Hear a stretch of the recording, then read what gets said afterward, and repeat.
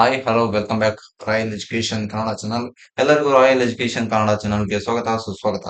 ಇವತ್ತಿನ most important ಆಗಿರ್ತಕ್ಕಂಥ class ಪ್ರಮುಖ ಅಂತಾರಾಷ್ಟ್ರೀಯ ಶೃಂಗಸಭೆಗಳ ಬಗ್ಗೆ ಕಂಪ್ಲೀಟ್ ಡೀಟೇಲ್ಸ್ ಅನ್ನ ನೋಡ್ತಾ ಹೋಗೋಣ. 2025-26ರಲ್ಲಿ ನಡೆದಿರ್ತಕ್ಕಂಥ ಬ್ರಿಕ್ಸ್ ಸಂಘಟನೆ ಆಗಿರ್ಬೋದು, G7 ಆಗಿರ್ಬೋದು, COP30, ASEAN ಶೃಂಗಸಭೆ, SCO, Quad, NATO, G20, BIMSTEC ಆಗಿರ್ಬೋದು, ಹಾಗೆ ಒಪೆಕ್ ಆಗಿರ್ಬೋದು, ಪ್ರಮುಖ ಅಂತಾರಾಷ್ಟ್ರೀಯ ಶೃಂಗಸಭೆಗಳು 2025ರಲ್ಲಿ ಯಾವ ಒಂದು ರಾಷ್ಟ್ರದಲ್ಲಿ ಆಯೋಜನೆಯನ್ನ ಮಾಡಲಾಗಿತ್ತು. ಇನ್ನು ಮತ್ತೆ ಪ್ರಸ್ತುತ ಕರೆಂಟ್ ಅಫೇರ್ಸ್ ನಲ್ಲಿ 2026ರಲ್ಲಿ ಏನೆಲ್ಲ ಪ್ರಚಲಿತ ಘಟನೆಗಳು ಇದಾವೆ, ಅದರ ಸದಸ್ಯ ರಾಷ್ಟ್ರಗಳು ಏನು, ಅವು ಸ್ಥಾಪನೆ ಯಾವಾಗ ಆಯ್ತು, ಅದರ ಮೂಲ ಏನು ಅಂತಕ್ಕಂಥದ್ದನ್ನ ಕಂಪ್ಲೀಟ್ ಡೀಟೇಲ್ಸ್ ಅನ್ನ ನೋಡ್ತಾ ಹೋಗೋಣ. ಈಗಾಗಲೇ ಪಾರ್ಟ್ 1 ಕ್ಲಾಸ್ ನಲ್ಲಿ ನಾವು ಪ್ರಮುಖವಾಗಿ ಇರ್ತಕ್ಕಂಥ ಬ್ರಿಕ್ಸ್ ಸಂಘಟನೆ ಆಗಿರ್ಬೋದು, G7 ಸಂಘಟನೆ ಬಗ್ಗೆ ಕಂಪ್ಲೀಟ್ ಡೀಟೇಲ್ಸ್ ಅನ್ನ ನೋಡ್ತಾ ಹೋಗಿದ್ವಿ. ನೋಡಿ, ಈ ರೀತಿಯಾಗಿ ಪಾರ್ಟ್ 1 ಕ್ಲಾಸ್ ನಲ್ಲಿ ಏನೆಲ್ಲ ನೋಡಿದ್ವಿ ಅಂತ, ಬ್ರಿಕ್ಸ್ ಸ್ಥಾಪನೆ ಯಾವಾಗ ಆಯ್ತು, ಮತ್ತೆ ದಕ್ಷಿಣ ಆಫ್ರಿಕಾ ಸೇರ್ಪಡೆ ಯಾವಾಗಾಯ್ತು ಬ್ರಿಕ್ಸ್ ಸಂಘಟನೆಗೆ, 3,000 ಹುದ್ದೆಗಳು ಪೊಲೀಸ್ ಕಾನ್ಸ್ಟೇಬಲ್ ಹುದ್ದೆಗಳ ನೇಮಕಾತಿ ಬಗ್ಗೆ ಕಂಪ್ಲೀಟ್ ಡೀಟೇಲ್ಸ್ ಅನ್ನ ನೋಡ್ತಾ ಹೋಗಿದ್ವಿ. 1400 ನಾನ್ HK ಆಗಿರ್ಬೋದು, ಹಾಗೆಯೇ 180 ಪೋಸ್ಟ್ ನಿಮಗಾಗಿ ಕಾದು ಕುಳಿತಿರ್ತಕ್ಕಂಥದ್ದು 2026ರಲ್ಲಿ. 3,000ಕ್ಕೂ ಹೆಚ್ಚು ನಾನ್ HK, 500ಕ್ಕೂ ಹೆಚ್ಚು HK ಪೋಸ್ಟ್ಗಳು ಸಿವಿಲ್ ಕಾನ್ಸ್ಟೇಬಲ್ ನೋಟಿಫಿಕೇಶನ್ ಆಗಿರ್ತಕ್ಕಂಥದ್ದು.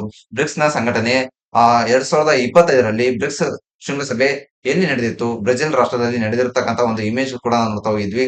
ಹಾಗೆ ಈ ಒಂದು ಒಕ್ಕೂಟ ಯಾವ ಒಂದು ಧ್ವನಿಯಾಗಿ ಕಾರ್ಯವನ್ನು ನಿರ್ವಹಿಸ್ತಾ ಇದೆ, 17ನೇ ಶೃಂಗಸಭೆ ಎಲ್ಲಿ ನಡೀತು, ಇತ್ತೀಚೆಗೆ ನಡೆದಿರ್ತಕ್ಕಂಥ ಶೃಂಗಸಭೆ ಎಷ್ಟನೇ ಶೃಂಗಸಭೆ ಆಗಿತ್ತು, ಅದರ ಆತಿಥ್ಯ ಯಾವ ರಾಷ್ಟ್ರವನ್ನ ವಹಿಸಿಕೊಂಡಿತ್ತು ಅಂತಕ್ಕಂಥದ್ದು, ಹಾಗೆ ಬ್ರಿಕ್ಸ್ ನ ಸದಸ್ಯ ರಾಷ್ಟ್ರಗಳ ಬಗ್ಗೆ ಕಂಪ್ಲೀಟ್ ಡೀಟೇಲ್ಸ್ ಅನ್ನ ಪಾರ್ಟ್ 1 ಕ್ಲಾಸ್ ನಲ್ಲಿ ನೋಡ್ತಾ ಹೋಗಿದ್ವಿ. ಹಾಗೆ G7 ರಾಷ್ಟ್ರಗಳ ಬಗ್ಗೆ ಕೂಡ ನಾವು ಪಾರ್ಟ್ 1 ಕ್ಲಾಸ್ ನಲ್ಲಿ ಕಂಪ್ಲೀಟ್ ಆಗಿ ನೋಡ್ತಾ ಹೋಗಿದ್ವಿ. G7 ರಾಷ್ಟ್ರದ ಒಂದು ಸಂಘಟನೆ ಯಾವ ಒಂದು ಅಧ್ಯಕ್ಷತೆಯನ್ನ ವಹಿಸಿಕೊಂಡಿತ್ತು 2025ರಲ್ಲಿ ಅಂತಕ್ಕಂಥದ್ದನ್ನ ನೋಡ್ತಾ ಹೋಗಿದ್ವಿ. ಮತ್ತೆ ಅದರ ವಿಶೇಷತೆ ಕೂಡ ನೋಡ್ತಾ ಹೋಗಿದ್ವಿ. 2026ರಲ್ಲಿ G7 ಶೃಂಗಸಭೆಯ ಮೇಲೆ ಏನೆಲ್ಲ ಕರೆಂಟ್ ಅಫೇರ್ಸ್ ಇದೆ ಎಕ್ಸಾಮ್ಸ್ ಗೆ ಏನೆಲ್ಲ ಕೇಳ್ತಾ ಹೋಗ್ತಾನೆ ಅನ್ನೋದನ್ನ ಕಂಪ್ಲೀಟ್ ಆಗಿ ನಾವು ಪಾರ್ಟ್ 1 ಕ್ಲಾಸ್ ನಲ್ಲಿ ನೋಡ್ತಾ ಹೋಗಿದ್ವಿ. ಹಾಗಾದ್ರೆ ಇವತ್ತಿನ ಒಂದು ಕ್ಲಾಸ್ ನಲ್ಲಿ ಕಾಪ್ ಸಮಿಟ್ ಬಗ್ಗೆ ನೋಡ್ತಾ ಹೋಗೋಣ. ಏನಿದು COP summit? COP, conference of the parties ಅಂತಾನೆ ನಾವು ಕರಿತಾ ಹೋಗ್ತೀವಿ. ಮೋಸ್ಟ್ ಇಂಪಾರ್ಟೆಂಟ್ ಆಗಿರ್ತಕ್ಕಂಥದ್ದು ನೋಡಿ, ಒಂದು ಪೊಲೀಸ್ ಕಾನ್ಸ್ಟೇಬಲ್ ಎಕ್ಸಾಮ್ಸ್ ಗೆ ಪ್ರತಿ ಬಾರಿನೂ ಕೇಳಿರ್ತಕ್ಕಂಥ ರಿಪೀಟ್ ಆಗಿರ್ತಕ್ಕಂಥ ಕ್ವಶನ್ ಅಂತಾನೆ ಹೇಳ್ಬೋದು. ಕಾಪ್ ಸಮಿಟ್ ಬಗ್ಗೆ ಸಾಕಷ್ಟು ಬಾರಿ ಕ್ವಶನ್ ಅನ್ನ ರೈಸ್ ಮಾಡಿದ್ದಾನೆ. ಹಾಗಾದ್ರೆ ಬನ್ನಿ ನೋಡ್ತಾ ಹೋಗೋಣ.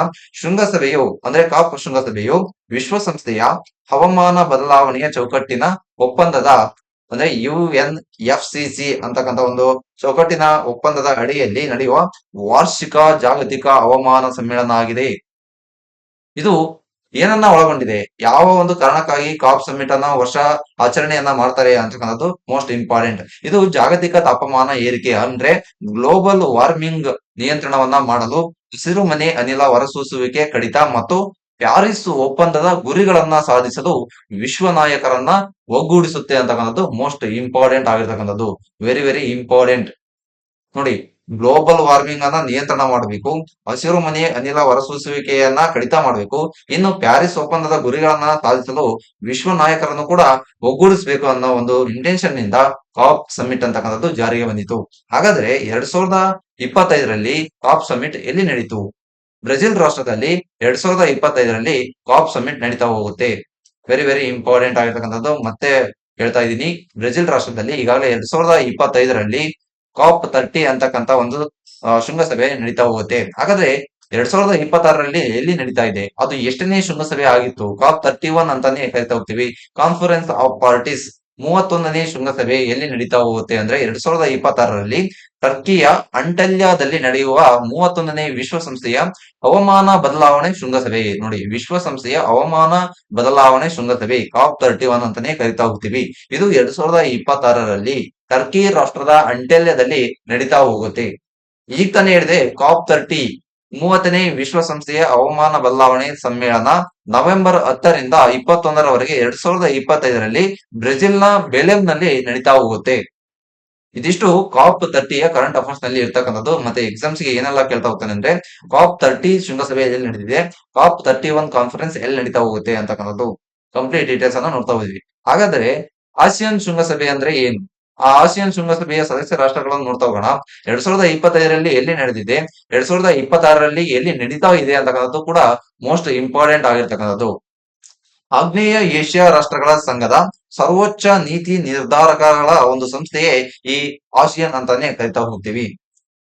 10 ಸದಸ್ಯ ರಾಷ್ಟ್ರಗಳ ಮುಖ್ಯಸ್ಥರು ವಾರ್ಷಿಕ ಸಭೆಯನ್ನ ಸೇರಿ ರಾಜಕೀಯ, ಆರ್ಥಿಕ ಮತ್ತು ಭದ್ರತಾ ವಿಷಯಗಳನ್ನ ಚರ್ಚಿಸ್ತಾ ಹೋಗ್ತಾರೆ. ಮೋಸ್ಟ್ ಇಂಪಾರ್ಟೆಂಟ್, ಸ್ಥಾಪನೆ ಯಾವಾಗ ಆಯ್ತು ಮತ್ತೆ ಅದರ ಸದಸ್ಯ ರಾಷ್ಟ್ರಗಳನ್ನ ನೋಡ್ತಾ ಹೋದ್ರೆ ಆಗಸ್ಟ್ 8, 1967ರಂದು ಇದು ಸ್ಥಾಪನೆ ಆಯಿತು. ಈ ಒಂದು ಒಕ್ಕೂಟದಲ್ಲಿ 10 ಸದಸ್ಯ ರಾಷ್ಟ್ರಗಳು ಇದಾವೆ ಅಂತಕ್ಕಂಥದ್ದು ಮೋಸ್ಟ್ ಇಂಪಾರ್ಟೆಂಟ್. ಮತ್ತೆ ನೋಡಿ 2025ರಲ್ಲಿ ಈ ಒಂದು ಆಸಿಯಾನ್ ಸಮ್ಮಿಟ್ ಎಲ್ಲಿ ನಡೀತಾ ಹೋಗುತ್ತೆ ಅಂದ್ರೆ 2025ರಲ್ಲಿ ಕೌಲಾಲಂಪುರದಲ್ಲಿ ನಡೀತಾ ಹೋಗುತ್ತೆ. ಕೌಲಾಲಂಪುರ ಯಾವ ಒಂದು ರಾಷ್ಟ್ರದ ರಾಜಧಾನಿಯಾಗಿದೆ ಕಮೆಂಟ್ಸ್ ಬಾಕ್ಸ್ ನಲ್ಲಿ ತಿಳಿಸಿ. ನೆಕ್ಸ್ಟ್ ನೋಡ್ತಾ ಹೋಗೋಣ ಆಸಿಯಾನ್ ಶೃಂಗಸಭೆ. ಆಸಿಯಾನ್ ಶೃಂಗಸಭೆಯ ಒಂದು ಸಂಘಟನೆಯ ಸದಸ್ಯ ರಾಷ್ಟ್ರಗಳನ್ನ ನಾವು ಕಂಪ್ಲೀಟ್ ಆಗಿ ನೋಡ್ತಾ ಹೋದ್ರೆ ಇಲ್ಲಿ ಬ್ರುನೈ ಆಗಿರ್ಬೋದು, ಕಾಂಬೋಡಿಯಾ ಆಗಿರ್ಬೋದು, Indonesia, Laos, Malaysia, Myanmar, Philippines, Singapore, Thailand ಹಾಗೂ ವಿಯೆಟ್ನಾಂ ಈ ಎಲ್ಲಾ ರಾಷ್ಟ್ರಗಳು ಆಸಿಯಾನ್ನ ಸಂಘಟನೆಯ ಸದಸ್ಯ ರಾಷ್ಟ್ರಗಳು ಆಗಿರ್ತಕ್ಕಂಥದ್ದು. ಇದರ ಒಂದು ಪ್ರಧಾನ ಕಚೇರಿ ಎಲ್ಲಿದೆ? ಈ ಒಂದು ಪ್ರಧಾನ ಕಚೇರಿಯನ್ನ ನೋಡ್ತಾ ಹೋದ್ರೆ ಇಂಡೋನೇಷ್ಯಾದ ಜಕಾರ್ತಾ ನಲ್ಲಿ ಈ ಒಂದು ಸಂಘಟನೆಯ ಒಂದು ಕೇಂದ್ರ ಕಚೇರಿಯನ್ನ ನಾವು ನೋಡ್ತಾ ಹೋಗ್ಬೋದು. ಹಾಗಾದ್ರೆ ಸಾರ್ಕ್ ಸದಸ್ಯ ರಾಷ್ಟ್ರಗಳನ್ನ ಮತ್ತೆ ಆಸಿಯಾನ್ ಸದಸ್ಯ ರಾಷ್ಟ್ರಗಳನ್ನ ಯಾವ ರೀತಿಯಾಗಿ ನೆನಪಿನಲ್ಲಿ ಇಟ್ಕೋಬೇಕು ಅಂತಕ್ಕಂಥದ್ದು ಒಂದು ಟ್ರಿಕ್ ಇದೆ. ಆ ಟ್ರಿಕ್ ಅನ್ನ ನೋಡ್ತಾ ಹೋಗೋಣ. ಸಾರ್ಕ್ ನ ಸದಸ್ಯ ರಾಷ್ಟ್ರಗಳ ಬಗ್ಗೆ ಇಲ್ಲಿ ನೆನಪಿನಲ್ಲಿ ಇಟ್ಕೊಳಕ್ಕೆ ಒಂದು ಟ್ರಿಕ್ ಇದೆ. ಆ ಟ್ರಿಕ್ ನೋಡ್ತಾ ಹೋದ್ರೆ ಫಸ್ಟ್ ನೋಡ್ರಿ ಸಾರ್ಕ್ ನ ಸದಸ್ಯ ರಾಷ್ಟ್ರಗಳ ಪೇನ್ MBBS ಅಂತಾನೆ ಕರಿತಾ ಹೋಗ್ತೀವಿ. ಏನಿದು ಪೇನ್ MBBS ಅಂದ್ರೆ ಇಲ್ಲಿ ನೋಡಿ MBBS ಅಂತ ಇದೆ. ಎಂ ಅಂದ್ರೆ ಮಾಲ್ಡೀವ್ಸ್ ರಾಷ್ಟ್ರ, ಬಿ ಅಂದ್ರೆ ಭೂತಾನ್, ಮತ್ತೊಂದು ಬಿ ಅಂದ್ರೆ ಬಾಂಗ್ಲಾದೇಶ, ಎಸ್ ಅಂದ್ರೆ ಶ್ರೀಲಂಕಾ, ಪಿ ಅಂದ್ರೆ ಪಾಕಿಸ್ತಾನ, ಎ ಅಂದ್ರೆ ಅಫ್ಘಾನಿಸ್ತಾನ, ಐ ಅಂದ್ರೆ ಇಂಡಿಯಾ, ಎನ್ ಅಂದ್ರೆ ನೇಪಾಳ ರಾಷ್ಟ್ರ. ಈ ಎಲ್ಲಾ ರಾಷ್ಟ್ರಗಳು ಸಾರ್ಕ್ ನ ಸದಸ್ಯ ರಾಷ್ಟ್ರಗಳು. ಹಾಗಾದ್ರೆ ಆಸಿಯನ್ ಕಂಟ್ರೀಸ್ ನಾವು ನೋಡ್ತಾ ಹೋದ್ರೆ ಟಿವಿ ನೋಡ್ಬೇಕಾದ್ರೆ BP ಬಂದು MMS ಹಾಸ್ಪಿಟಲ್ಗೆ ಹೋದಾಗ ಅಲ್ಲಿ ಹಣದ ಕೊರತೆ ಬಂದಾಗ LIC ಆಫೀಸ್ಗೆ ಹೋದನು. ನೋಡಿ ಟಿವಿ ನೋಡ್ಬೇಕಾದ್ರೆ BP ಬಂತು ಒಬ್ಬ ಮನುಷ್ಯನಿಗೆ. ಆ BP ಕಂಟ್ರೋಲ್ ಮಾಡ್ಕೊಳಕ್ಕೆ ಹಾಸ್ಪಿಟಲ್ಗೆ ಹೋದ. ಆ ಒಂದು ಹಾಸ್ಪಿಟಲ್ ನ ಹೆಸರು ಏನಂದ್ರೆ MMS ಅಂತಕ್ಕಂಥ ಒಂದು ಹಾಸ್ಪಿಟಲ್. ಆ ಹಾಸ್ಪಿಟಲ್ಗೆ ಹೋದಾಗ ಅವನಿಗೆ ಹಣದ ಅವಶ್ಯಕತೆ ಬರುತ್ತೆ. ಆಗ ಏನ್ ಮಾಡ್ತಾನೆ ಅವನು LIC ಆಫೀಸ್ಗೆ ಇನ್ಸೂರೆನ್ಸ್ ತಗೊಳಕ್ಕೆ ಹೋಗ್ತಾನೆ. ಹಂಗಂದ್ರೆ ಏನು? ಈ ಟ್ರಿಕ್ ನ ಯಾವ ರೀತಿಯಾಗಿ ಯೂಸ್ ಮಾಡ್ಬೇಕು ಅಂದ್ರೆ ಟಿ ಅಂದ್ರೆ ಥೈಲ್ಯಾಂಡ್, ವಿ ಅಂದ್ರೆ ವಿಯೆಟ್ನಾಂ, ಬಿ ಅಂದ್ರೆ ಬ್ರೂನೈ, ಹಾಗೆ ಪಿ ಅಂದ್ರೆ ಫಿಲಿಪೈನ್ಸ್, ಎಂ ಅಂದ್ರೆ ಮಲೇಷಿಯಾ, ಇನ್ನೊಂದು ಎಂ ಅಂದ್ರೆ ಮಯನ್ಮಾರ್, ಮತ್ತೆ ಎಸ್ ಅಂದ್ರೆ ಸಿಂಗಾಪುರ್, ಎಲ್ ಅಂದ್ರೆ ಲಾವೋಸ್, ಐ ಅಂದ್ರೆ ಇಂಡೋನೇಷಿಯಾ. ನೋಡಿ ಇಲ್ಲಿ ಸಾರ್ಕ್ ನ ಸದಸ್ಯ ರಾಷ್ಟ್ರದಲ್ಲಿ ಐ ಅಂದ್ರೆ ಇಂಡಿಯಾ ಅಂತ ಬರ್ತಾ ಹೋಗುತ್ತೆ. ಇಲ್ಲಿ ಐ ಅನ್ನ ನೋಡ್ತಾ ಹೋದ್ರೆ ಇಂಡೋನೇಷಿಯಾ ನೋಡ್ತಾ ಹೋಗ್ತೀವಿ. ಇನ್ನು ಸಿ ಅಂದ್ರೆ ಕಾಂಬೋಡಿಯಾ ಅಂತಕ್ಕಂಥದ್ದು ನೆನಪಿನಲ್ಲಿ ಇಟ್ಕೊಳ್ಳಿ. ಈ tricks very very important. SAARC ನ ಸದಸ್ಯ ರಾಷ್ಟ್ರಗಳನ್ನ ನೆನಪಿನಲ್ಲಿ ಇಟ್ಕೊಳಕ್ಕೆ ನಾವು ಪೇನ್ MBBS ಅನ್ನ ಯೂಸ್ ಮಾಡ್ತಾ ಹೋದ್ವಿ. ಇನ್ನು ಆಸಿಯನ್ ಕಂಟ್ರೀಸ್ ಬಗ್ಗೆ ನೋಡ್ತಾ ಹೋದ್ರೆ ಇಲ್ಲಿ ಟಿವಿ, BP, MMS, LIC ಅಂತ ನೆನಪಿನಲ್ಲಿ ಇಟ್ಕೋಬೇಕಾಗುತ್ತೆ.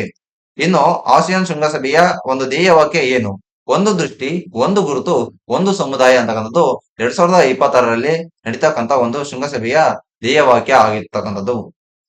2025ರಲ್ಲಿ 47ನೇ ಶೃಂಗಸಭೆ ಆಸಿಯಾನ್ ಶೃಂಗಸಭೆ ಮಲೇಷಿಯಾದ ಕೌಲಾಲಂಪುರದಲ್ಲಿ ನಡೀತಾ ಹೋಗುತ್ತೆ. ಈಗ ತಾನೇ ಹೇಳಿದೆ, ನಿಮ್ಗೆ ಕಮೆಂಟ್ಸ್ ಬಾಕ್ಸ್ ನಲ್ಲಿ ತಿಳಿಸಿ ಕೌಲಾಲಂಪುರ ಯಾವ ರಾಷ್ಟ್ರದ ರಾಜಧಾನಿ ಆಗಿದೆ.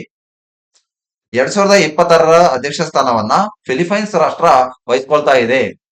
ಹಾಗಾದ್ರೆ ಆಸಿಯಾನ್ ಶೃಂಗಸಭೆಯ ಪ್ರಮುಖ ಉದ್ದೇಶಗಳೇನು?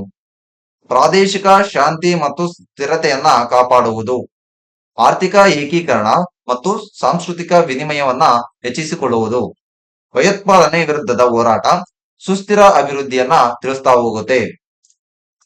ಈ ಒಂದು ನೋಡಿ meeting of ASEAN heads of government ASEAN summit ಮೊಟ್ಟ ಮೊದಲ ಬಾರಿಗೆ 1997ರಲ್ಲಿ ಮೊದಲನೇ ಶೃಂಗಸಭೆ ನಡೀತಾ ಹೋಗುತ್ತೆ.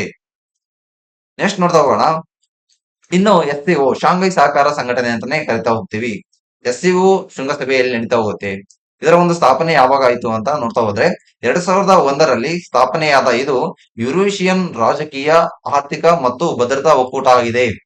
ಇದರ ಸದಸ್ಯ ರಾಷ್ಟ್ರಗಳನ್ನ ನಾವು ನೋಡ್ತಾ ಹೋದ್ರೆ Russia, China, Bharat, Pakistan, Iran, Kazakhstan, Kyrgyzstan, Tajikistan, Uzbekistan. ನೋಡಿ ಎಲ್ಲಾ ಸ್ಥಾನಗಳು ಇದಾವೆ. ಎಲ್ಲವೂ ಕೂಡ ಸ್ಥಾನ್ ಮತ್ತು ಬೆಲರಾಸ್ ರಾಷ್ಟ್ರ ನೀವೇನೇನ್ ನೆನ್ಪಿಟ್ಕೋಬೇಕು, ರಷ್ಯಾದ ಪಕ್ಕದಲ್ಲಿ ಚೀನಾ ರಾಷ್ಟ್ರ ಇದೆ, ಚೀನಾ ರಾಷ್ಟ್ರದಲ್ಲಿ ಭಾರತ ರಾಷ್ಟ್ರವಿದೆ, ಭಾರತ ಪಕ್ಕದಲ್ಲಿ ಪಾಕಿಸ್ತಾನ ಇದೆ, ಪಾಕಿಸ್ತಾನದ ಪಕ್ಕದಲ್ಲಿ ಇರಾನ್ ರಾಷ್ಟ್ರ ಇದೆ. ಇನ್ನು ಎಲ್ಲಾ ಸ್ಥಾನಗಳನ್ನು ನೀವು ನೆನಪಿನಲ್ಲಿ ಇಟ್ಕೋಬೇಕಾಗುತ್ತೆ.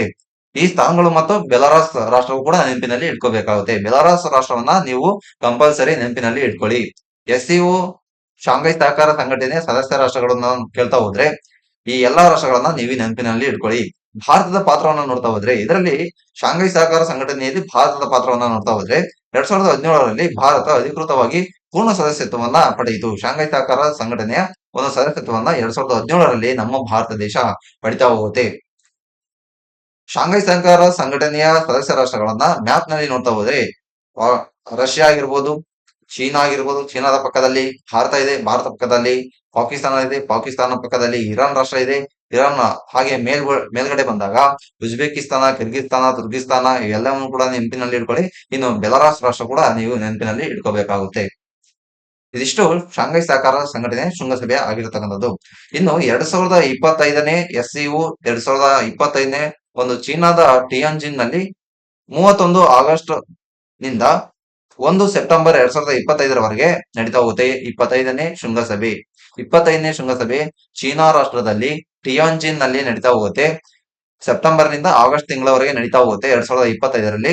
ಇದರ ಅಧ್ಯಕ್ಷತೆ ಸ್ಥಾನವನ್ನ ಜಿನ್ಪಿಂಗ್ ಅಂತಕ್ಕಂಥವ್ರು, ಚೀನಾದ ಅಧ್ಯಕ್ಷ ಜಿ ಜಿನ್ಪಿಂಗ್ ಅಂತಕ್ಕಂಥವ್ರು ವಹಿಸ್ಕೊಳ್ತಾ ಹೋಗ್ತಾರೆ. ಇನ್ನು ಪ್ರಧಾನಿ ಮೋದಿ, ರಷ್ಯಾದ ಅಧ್ಯಕ್ಷ ಪುಟಿನ್ ಸೇರಿದಂತೆ ಪ್ರಮುಖ ನಾಯಕರು ಕೂಡ ಭಾಗವಹಿಸಿದ ಈ ಸಭೆಯಲ್ಲಿ ಭಯೋತ್ಪಾದನೆ ನಿಗ್ರಹ, ಆರ್ಥಿಕ ಸಹಕಾರ, 2035ರ ಅಭಿವೃದ್ಧಿ ಕಾರ್ಯತಂತ್ರ ಮತ್ತು ಅಮೆರಿಕದ ಸುಂಕ ನೀತಿಗಳ ವಿರುದ್ಧ ಗ್ಲೋಬಲ್ ಸೌತ್ ಒಗ್ಗಟ್ಟಿನ ಕುರಿತು ಚರ್ಚಿಸಲಾಯಿತು ಅಂತಕ್ಕಂಥದ್ದು ನೆನಪಿನಲ್ಲಿ ಇಟ್ಕೊಳ್ಳಿ. ಇನ್ನು ಹಾಗಾದ್ರೆ ಇದು ಕಂಪ್ಲೀಟ್ ಡೀಟೇಲ್ಸ್ ಅನ್ನ ನೋಡ್ತಾ ಹೋದ್ವಿ. ಎಸ್ಸಿಒ ಆಗಿರ್ಬೋದು, ಆಸಿಯಾನ್ ಶೃಂಗಸಭೆ ಬಗ್ಗೆ ನೋಡ್ತಾ ಹೋದ್ವಿ, COP30 ಬಗ್ಗೆ ನೋಡ್ತಾ ಹೋದ್ವಿ, COP31 ಬಗ್ಗೆ ಕೂಡ ನೋಡ್ತಾ ಹೋದ್ವಿ. ಇದು ಕಂಪ್ಲೀಟ್ ಡೀಟೇಲ್ಸ್ 3 ಸಂಘಟನೆಗಳ ಒಂದು ಸಮ್ಮೇಳನಗಳನ್ನು ನಾವು ನೋಡ್ತಾ ಹೋದ್ವಿ, ಚರ್ಚೆ ಮಾಡ್ತಾ ಹೋದ್ವಿ. ಇನ್ನು ಮುಂದಿನ ತರಗತಿಯಲ್ಲಿ ನಾವು ಕ್ವಾಡ್ ಶೃಂಗಸಭೆಯ ಕಂಪ್ಲೀಟ್ ಡೀಟೇಲ್ಸ್ ಅನ್ನ ನೋಡ್ತಾ ಹೋಗೋಣ. ಅದಕ್ಕಿಂತ ಮುಂಚೆ ಯಾರೆಲ್ಲ ನಮ್ಮ ಒಂದು ವಾಟ್ಸ್ಆಪ್ ಚಾನಲ್ಗೆ ಜಾಯಿನ್ ಆಗಿಲ್ಲ ಅಂದ್ರೆ ಜಾಯಿನ್ ಆಗಿ, ಟೆಲಿಗ್ರಾಮ್ ಚಾನಲ್ಗೂ ಕೂಡ ಜಾಯಿನ್ ಆಗಿ, ಇನ್ಸ್ಟಾವನ್ನ ಫಾಲೋ ಮಾಡಿ. Thank you very much. I will continue the next class. Thank you very much.